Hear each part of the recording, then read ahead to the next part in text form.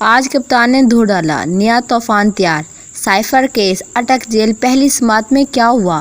عمران خان کے ہاتھ میں کاغذ اور پینسل لگ گئی، بہت کچھ لکھنے کا وقت آ گیا۔ عمران خان کے متعلق اہم خبر آپ کو دیتے چلوں کہ عمران خان سائفر کیس میں ریمانڈ سے لا علم، پی ٹی آئی کی قانونی ٹیم بھی حیران رہ گئی۔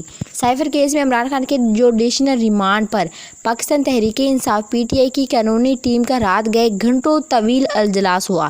ذرائع کے مطابق سائفر کیس پر پی ٹی آئی کی قانونی ٹیم کا گزشتہ روز 4 گھنٹے طویل اجلاس جاری رہا، جو رات 1 بجے ختم ہوا۔ ذرائع کا بتانا ہے کہ اجلاس میں پی ٹی آئی کے قانونی ٹیم نے اس بات پر حیرانی کا اظہار کیا کہ وکیل کے بغیر ریمانڈ کیسے لے لیا گیا۔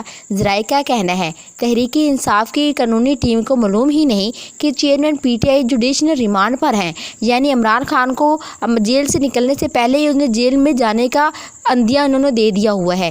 چیئرمین پی ٹی آئی نے ملاقات میں بھی کسی وکیل یا اہلیہ سے جوڈیشنل ریمانڈ کا ذکر نہیں کیا۔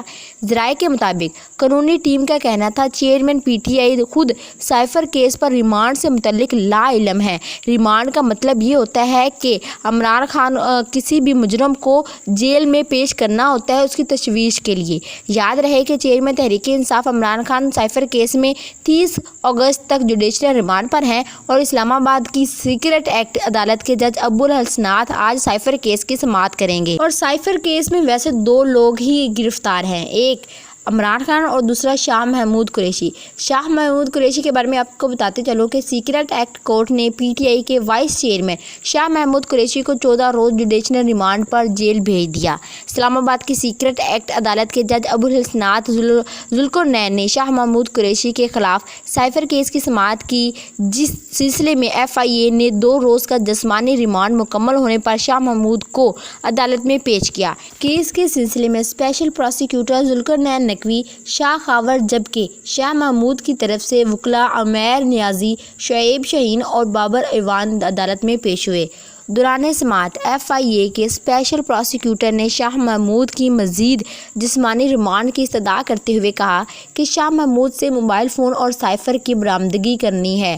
ذرائع کے مطابق دوران سماعت جج نے شاہ محمود کی تفتیش سے متعلق ایف آئی اے سے استفسار کیا کہ 2 دن میں کیا تفتیش کی۔ عدالت نے شاہ محمود کا مزید جسمانی ریمانڈ مانگنے پر برہمی کا بھی اظہار کیا اور ایف آئی اے کا مزید جسمانی ریمانڈ کی استدعا مسترد کر دی۔ عدالت نے شاہ محمود کو 14 روز کی جوڈیشنل ریمانڈ پر جیل بھیج دیا ہے۔ اور اس کے ساتھ ہی اسلام آباد ہائی کورٹ میں پاکستان تحریک انصاف کے چیئرمین عمران خان کی سائفر کیس میں عدالت منتقلی کی وزارت قانون کی نوٹیفیکیشن خلاف کیس کل سماعت کے لیے مقرر کر دی گئی۔